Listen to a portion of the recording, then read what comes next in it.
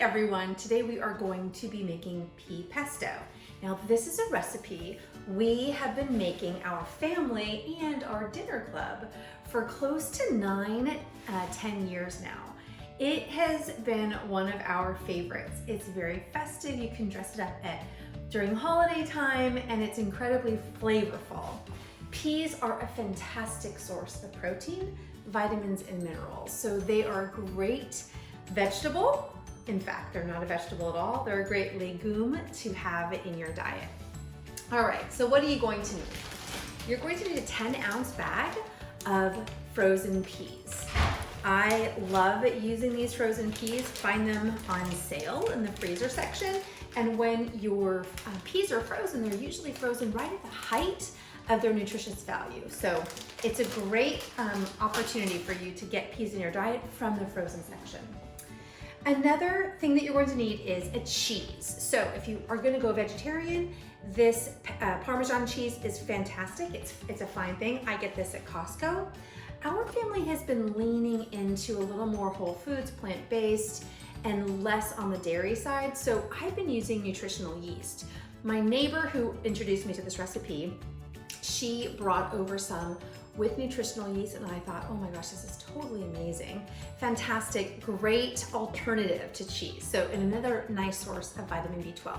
So, and then you'll need some olive oil. Now, I like using a little bit of a nicer olive oil for this recipe because there's so few items in the recipe. It is, you'll taste all the different flavors. So I go with an extra virgin olive oil, and then 1 to, 3 cloves of garlic. Originally, the recipe called for just 1 clove of garlic. I didn't think it had enough flavor. So over time, I've been adding a little more garlic, and I find it to be absolutely delicious. So in the recipe that I recently made, I added 3 cloves of garlic, and it was perfect. And then salt and pepper. So here's a quick tip on how we will get started with this. So you take your frozen peas and open the bag, empty the peas into a colander like this. And the colander then should fit into a larger size bowl. I then take the peas that are in the colander and in the bowl, and I cover it with hot water. That's the first thing that I do in this recipe. When I cover it with a hot water, that then allows the peas to thaw out in a nice kind of calm sort of a way, and it doesn't shock them at all. And then I put everything, the garlic, the salt, the pepper, olive oil, into a food processor, and then I add in my peas that are drained from that water. You mix it up to the consistency that you like. This is what it looks like in the end. I don't know if it looks appetizing to you. It smells absolutely delicious. But you can take this and spread it onto toast. You can put it on sweet potatoes, in wraps, in a bowl.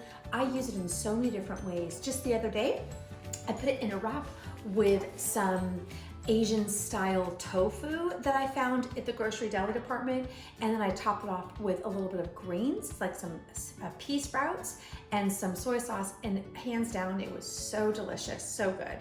So I hope you enjoy this pea pesto recipe as much as our family has, and until we cook again, I hope that you are well.